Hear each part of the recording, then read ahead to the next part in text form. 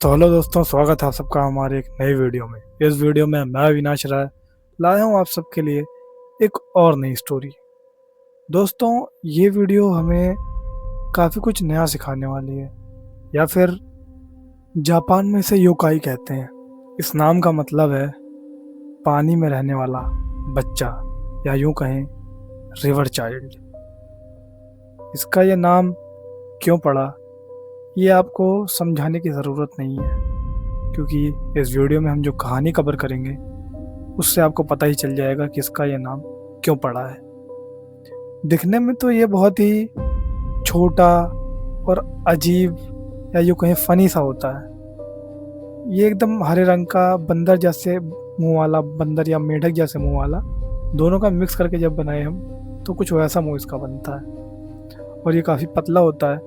पीठ पे इसके कछुए जैसा शेल भी होता है, और इसके सर पे एक डायमेंशन टाइप गड्ढा सा होता है जिसमें पानी भरा होता है। कहा जाता है अगर इस पानी को हम गिरा दें तो जो कप्पा है वो मर जाता है, या फिर यूँ कहें कमज़ोर पड़ जाता है। मरता नहीं है, पर थोड़ा कमज़ोर पड़ जाता है, और उसी पानी में उसकी सारी शक्तियाँ छुपी होती हैं। तो एक तरीके से देखा जाए तो उस पानी के गिरने के बाद जो कप्पा है वो घायल हो जाता है।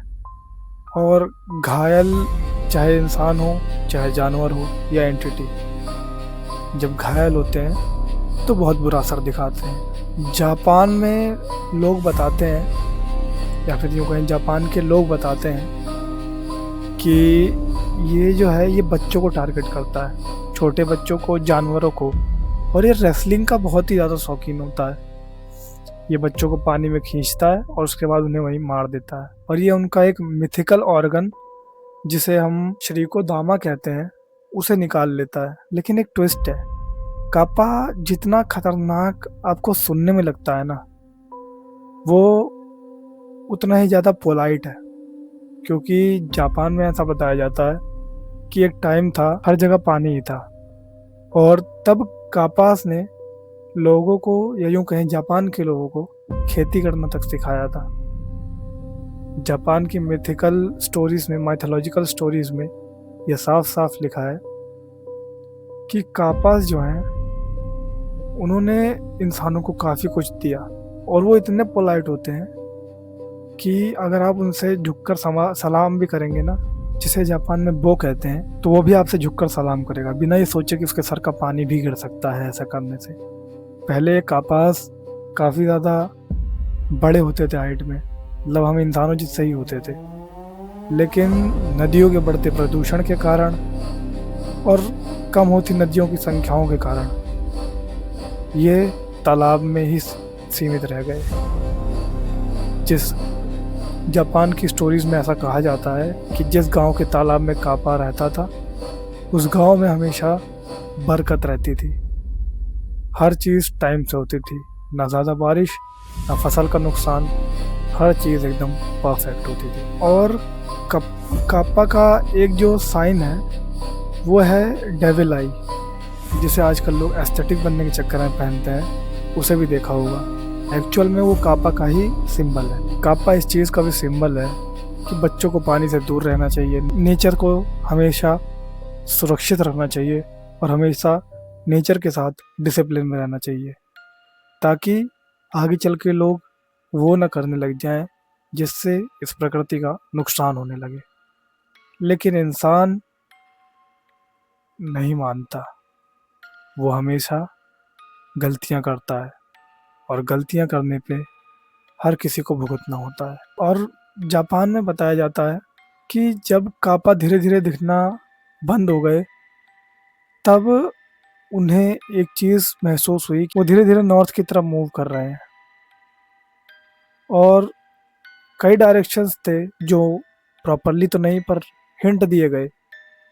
और आज भी कापास जापान में कई जगह पाए जाते हैं। जिस नदी में डाउट हो कि यहाँ कापा रहता है, लोग वहाँ अपना नाम लिख के क्यूकम्बर फेंकते हैं। और कहा जाता है कि जो कापा है वो पानी की, या फिर जहाँ भी वो रहता है उस जगह पे जो भी पानी है, या फिर कोई तालाब, या फिर कोई नदी, या फिर कोई झील, या फिर कोई झरना, वो उस जगह की रक्षा करता है। इंडिया में भी ऐसे केसेस कई पाए गए हैं जहां लोगों ने काप्पा को देखा हो, या फिर सबसे इंटरेस्टिंग चीज़ जो आपने काफ़ी अदर चैनल्स पे भी सुनी होगी, वो है पनडुब्बा। लोगों ने इंडिया में पनडुब्बा बहुत देखे हैं।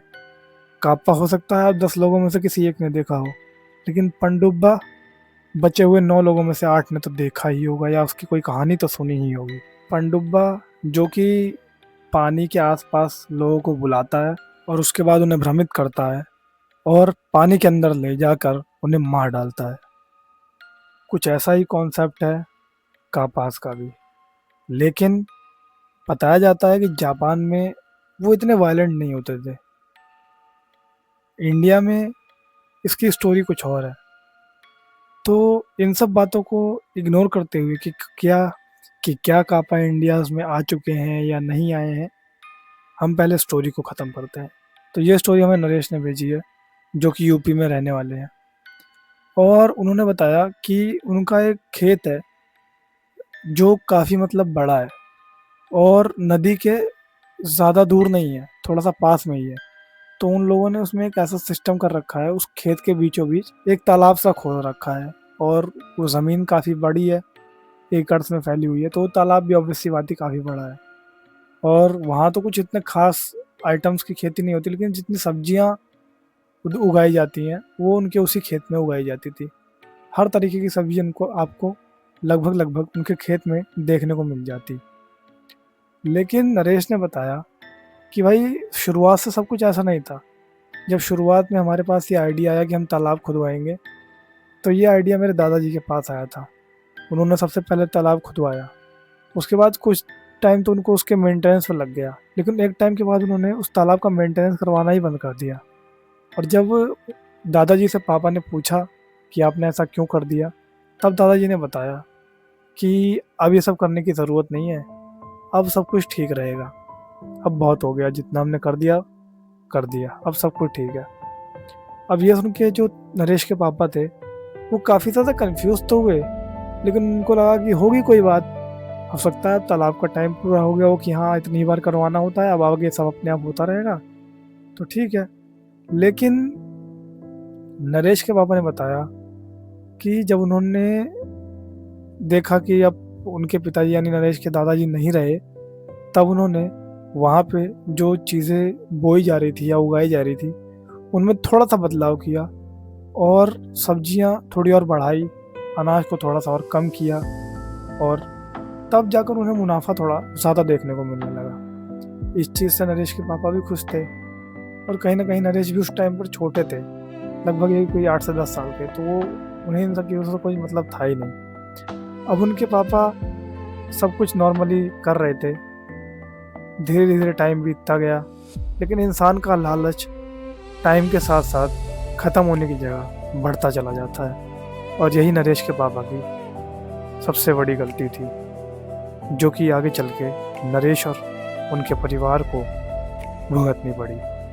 नरेश के पापा ने थोड़े टाइम बाद ये सोचा कि मैं एक काम करता हूँ, तालाब तो है ही, इसको थोड़ा सा और बड़ा करवा के इसमें कुछ मछलियाँ पाल देता हूँ, और इन्होंने ऐसा किया भी। एक टाइम पे तालाब को थोड़ा सा बड़ा करवाया गया और उसके बाद मछलियाँ पाली गई। जब नरेश के पापा ने उस तालाब में मछलियाँ छोड़ दी थी, तो पहले तो सब कुछ नॉर्मल था, सारी मछलियाँ आराम से रह रही थी, सब कुछ ओके था। लेकिन अब नरेश के पापा के पास एक बहुत बड़ी दिक्कत थी। एक ऐसी मछली जिसका मुझे भी नाम नहीं पता है और ना मैंने उनसे पूछा, जो मांसाहारी हुआ करती थी। उन मछलियों को शाकाहारी मछलियों से अलग रखना था, लेकिन उस एक तालाब में ऐसा करना नामुमकिन सा था।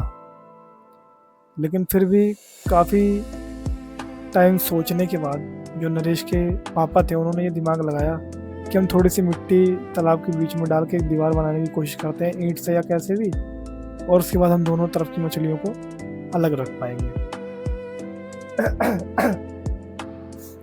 लेकिन प्रॉब्लम ये थी कि तालाब को खाली नहीं कर सकते थे, तो ईंटों की दीवार, सीमेंट और ईंटों की दीवार तो बनाना नामुमकिन सा हो गया था। तब उन्होंने सोचा कि हम लोग पत्थर के खंभे रखकर यहाँ पे दीवार बनाएंगे। ऐसा हुआ भी। पत्थर के खंभे रखकर उस पर मिट्टी लगाकर इन्होंने दीवारें, मतलब तालाब के अंदर वो दीवार बना ली, जिससे अब ये लोग शाकाहारी मछली को और मांसाहारी मछली को अलग अलग रख पा रहे थे। और काफ़ी ज़्यादा टाइम भी लग गया था इस प्रोसेस में, क्योंकि वो जो तालाब था वो थोड़ा बड़ा था। अब जब उन्होंने इस सब चीज़ों को लेट इट गो कर दिया कि अब सारी मछलियाँ छोड़ दी गई थी, अब ज़्यादा से ज़्यादा 1 से 1.5 महीने हुए होंगे जब इन्होंने बताया कि एक मंडी में इनका कोई चक्कर लगता था, मछली मंडी में, जब इनको अपनी मछलियाँ बेच के आनी होती थी वहाँ। पहली बार का चक्कर लग चुका था, दूसरी बार मछलियाँ डाली गई थी, शाकाहारी और मांसाहारी दोनों तालाबों में या फिर दोनों साइड में। कुछ मछलियाँ बड़ी थी, कुछ छोटी थी। और जो नरेश के पापा थे, अब वो थोड़ा सा बूढ़े से होने लगे थे, और नरेश की उम्र भी उस टाइम पे मतलब कम से कम 15 से 18 साल तो हो ही गई थी। अब नरेश के पापा ने कई जगह काम में नरेश की हेल्प लेना शुरू कर दिया, और नरेश को भी इससे कोई दिक्कत नहीं होती थी, क्योंकि उन्हें पता था कि मैं कभी कभार पापा की हेल्प करने वाला हूँ। जब नरेश ने भी हेल्प करना शुरू कर दिया था, उन्हें भी इन सब चीज़ों की आदत सी पड़ गई थी। हालांकि उन्होंने बताया कि उस टाइम पे वहाँ बदबू तो बहुत आती थी, लेकिन फिर भी मेरे को कुछ दिन काम करते करते आदत पड़ गई। और हालांकि जब मुझे पता हो कि मेरे को ज़्यादा देर यह काम करना ही नहीं है, तो मेरे को घिन नहीं आती थी।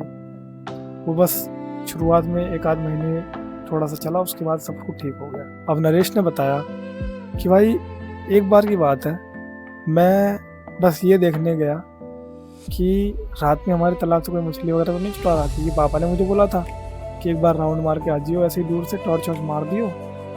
लेकिन मैं जो है वो घूमते टहलते अपना खेत तक निकल गया। जब मैं खेत में पहुंचा तो मैंने देखा कि कुछ पानी में ऐसा कूदा सा है। तो मैं पहले तो डरा, लेकिन फिर मेरे दिमाग में आया कि हो सकता है कोई बड़ी मछली हो जो इधर से उधर कूद गई हो। तो मैं उधर गया और मैं टॉर्च मार के उधर देख ही रहा था, लेकिन तभी मेरे घर की तरफ से कोई टॉर्च मारने लगा। तो मुझे लगा शायद पापा मुझे ढूंढने निकले होंगे। अब मैं बहुत तेज़ी से अपने घर की तरफ भागा, और घर पहुंच के मैं चुपचाप गया और लेट गया। पापा ने मेरे से पूछा कि सब ठीक है? मैंने बताया हाँ सब ठीक है। लेकिन मैंने पापा को एक बात और बताई कि कोई मछली शायद इस तरफ से उस तरफ कूदी है। तब पापा ने बताया कि ठीक है कोई नहीं, अगर शाकाहारी मांसाहारी वाले में कूदी होगी तो शाकाहारी वाली मर जाएगी, और अगर मांसाहारी वाली शाकाहारी में कूदी होगी तो 1-2 मछली खाकर वो भी शांति हो जाएगी, सुबह हम उसे अलग कर देंगे। ये लोगों ने रिलैक्स हो गए कि हाँ भाई चलो ठीक है। अब जब सुबह ये लोग गए तो इन्होंने नोटिस किया कि वो जो दीवार इन्होंने बना रखी थी ना, वो ऐसा लग रहा था कि कोई उस पर कुछ मार रहा हो, या ऐसा लग रहा था उसे तोड़ने की कोशिश कर रहा हो। लेकिन नरेश के पापा कहीं ना कहीं ये बात मानने को तैयार ही नहीं थे, क्योंकि पानी के अंदर पहली बात तो ऐसा कौन ही करेगा, और दूसरी बात मछलियाँ ऐसा करने की सोचेंगी भी नहीं, या फिर उन्हें ज़रूरत भी नहीं है। हो सकता है मांसाहारी वाली मछलियाँ दांत मार रही हों, लेकिन उनके दांत करने पहने हो ही नहीं सकते कि पत्थर पे ऐसा असर दिखा दें। ये हो सकता है पानी लगातार फ्लो हो रहा है, तो ये पत्थर जो है या मिट्टी जो है वो ख़राब क्वालिटी की हो सकती है, जिससे ऐसा हुआ, अदरवाइज ऐसा कुछ नहीं है। नरेश ने भी लेट इट गो किया। 1 दिन बीतता है, 2 दिन बीतता है, 3 दिन बीतता है। चौथे दिन नरेश फिर से अपने पापा के कहने पर खेत की तरफ जा रहे होते हैं। इस बार उनका मन तो नहीं था खेत के एकदम पास जाने का, लेकिन वो कहते हैं ना कि अगर किसी जगह तो बार बार आपका ध्यान उसी चीज़ पर जाता है, और कुछ ऐसा ही हुआ नरेश के साथ भी। जब नरेश उस खेत में ना चाहते हुए पहुंचे, तब दोबारा से उन्हें वही आवाज़ आई, लेकिन इस बार वो आवाज़ 2 बार थी। उस आवाज़ को सुनते ही नरेश दोबारा से पानी की तरफ भागे, और इस बार उन्होंने देखा कि एक काली सी परछाई तालाब की दूसरी तरफ उनको देख रही है। लेकिन उनके दिमाग में ख्याल आया कि अगर ये मेरी परछाई है तो ये तालाब के उस तरफ क्या कर रही है। उन्होंने तालाब के उस तरफ टॉर्च मार कर देखा तो तालाब के उस तरफ कोई खड़ा नहीं था जिसकी परछाई बन रही हो। अब वापस से थोड़ी ही देर में वो ये सब नोटिस कर रहे थे, लेकिन 1 से 2 मिनट के अंदर अंदर ही नरेश के घर की तरफ से टॉर्च जलने लगी। अब जब टॉर्च जलने लगी तो नरेश अपने घर की तरफ जाने की बजाय उन्होंने अपनी टॉर्च बंद की और धीरे धीरे तालाब की तरफ बढ़ने लगे। अब जैसे वो तालाब की तरफ बढ़ रहे थे उन्होंने अपनी टॉर्च दोबारा से ऑन की और उन्हें ऐसा लगा कि कोई मछली या कोई बड़ी मछली जो उनके पैर मतलब उनके सामने थी वो अभी अभी तैरते हुए तालाब के उस तरफ गई है। लेकिन इतनी रात में तालाब में उतरने की उनकी हिम्मत बिल्कुल नहीं थी, क्योंकि उन्हें यह डर था कि अगर मैं मांसाहारी मछलियों के तालाब में उतर गया तो हो सकता है मेरे पैर में कांट वगैरह लें। तो इसी वजह से वो तालाब के अंदर पैर नहीं रखने वाले थे। लेकिन फिर भी वो थोड़ा पास गए, उन्होंने एक डंडा लिया, बार बार इधर उधर जाके चेक किया जैसे कोई इंसान अपना खेत चेक करता है। ठीक उसी तरह नरेश भी वहाँ चेक कर रहे थे। तब उन्होंने सोचा एक बार जाके मेरे को पापा को बताना चाहिए। वो भागते हुए घर गए, उन्होंने पापा को हर चीज़ बताई। तो उनके पापा ने बोला ठीक है कोई बात नहीं, तो एक काम कर, ऊपर से ना एक जाल डाल दे, अगर अब कोई मछली कूदेगी तो इसमें ही फंस जाएगी और सुबह हम कुछ बना लेंगे घर में, बहुत दिन से वैसे भी कुछ बना नहीं है। नरेश ने कहा ठीक है कौन सी बड़ी बात है। वो जाल लेकर अपना चले गए उस तालाब पे अपने। और जैसे वो उस तालाब पे पहुँचे उन्होंने देखा इस बार उन्हें कोई आवाज़ तो नहीं आई, लेकिन ऐसा लगा कि जैसे कोई पानी में बहुत तेज़ तैरा हो। तो वो फटाफट जाल लेकर तालाब की तरफ गए। उन्होंने पूरा जाल जो है तालाब पे बिछाया और जब वो जाल बिछाए रहे थे ना तभी उन्हें ऐसा महसूस हुआ कि जो दीवार उन्होंने बना रखी है उस तालाब में उस पर किसी ने ज़ोरदार टक्कर मारी हो। लेकिन इस चीज़ पे उन्हें कहीं ना कहीं विश्वास नहीं हो रहा था। उन्हें लगा शायद भूकंप आया है। उन्होंने लेकिन फिर भी डरते हुए जल्दी जल्दी उस जाल पे चारों तरफ जो पत्थर रखने थे वो सब रख के सब कुछ करके जल्दी जल्दी टॉर्च उठाई और घर की तरफ भागना शुरू किया। लेकिन जब वो घर की तरफ जा रहे थे उनका ध्यान गया जो डंडा डाला था उस तालाब के अंदर चेक करने के लिए। उनका मन किया ऐसे ही नॉर्मली जैसे हम चलते हैं, कोई बच्चा रहता है क्या रे डंडा उठा लेता हूँ, तो नॉर्मली उनका मन किया डंडा उठाने का। लेकिन जैसे उन्होंने अपना डंडा वो पकड़ा उठाने के लिए, वैसे ही उस डंडे के उनको पकड़ते ही तुरंत ही ऐसा लगा किसी ने उन्हें उस डंडे समेत पानी में खींचने की कोशिश की हो। लेकिन सही टाइम पे उस डंडे को छोड़कर वो बच से गए। अब वो भागते हुए अपने घर पहुँचे। लेकिन जब वो खेत से निकले थे तो ऐसा लग रहा था कि कोई ज़मीन पर लौटते हुए उनके पीछे आ रहा है। अब वो भाग तो रहे थे लेकिन ऐसा लग रहा था कि उनके भागने की स्पीड किसी ने 2x से 1x पे कर दी है, कि वो एकदम नॉर्मल भाग रहे थे।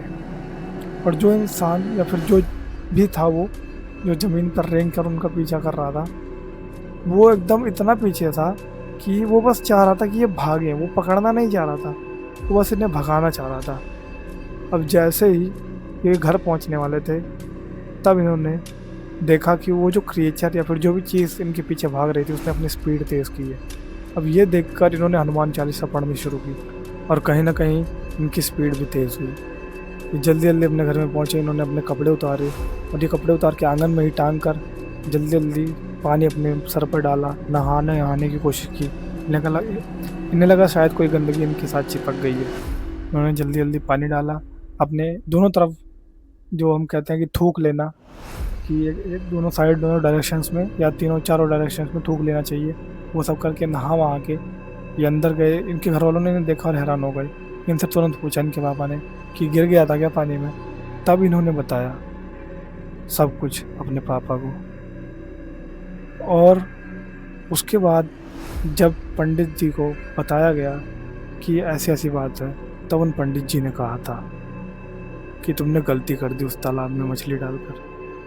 वो तालाब उसका घर था, वो हंसी खुशी तुम लोगों को पानी लेने देता था अपनी सब्जियां सींचने के लिए और ख़ुद भी उन्हें खाता था। लेकिन मछलियां खिला खिला कर तुमने उसे पागल कर दिया है। अब वो खून का प्यासा भी हो जाएगा कुछ दिनों में। अब ये सुनकर जो नरेश के पापा थे और नरेश थे वो काफ़ी ज़्यादा कंफ्यूज हो गए कि ये किसकी बात कर रहे हैं, किसने मछलियाँ खा ली, हमारी मछलियाँ तो कहीं नहीं जाती हैं, कोई चोरी भी नहीं होती, और तालाब में रहकर कौन चोरी कर लेगा और कितनी देर तक रह लेगा भाई। ये सब बातें वो लोग सोचने लगे। लेकिन तभी उस पंडित ने कुछ कहा था जो दिल दहला देने वाला था।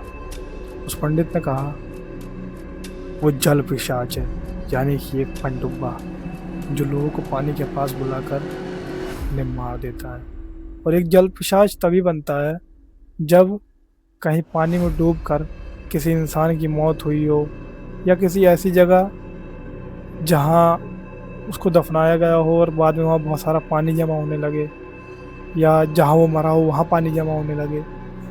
अब उस खेत की हिस्ट्री क्या थी, ये तो ना उनके दादा ने उन्हें बताया, ना नरेश के दादा ने हमें बताया, ना नरेश को बताया, और ना ही शायद नरेश के पापा को बताया।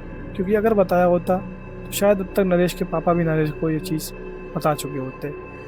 लेकिन कुछ तो था जो नरेश के दादाजी ने किया था, और उसी को करने के बाद नरेश के दादाजी ने कहा था कि अब वहाँ कुछ करने की ज़रूरत नहीं है।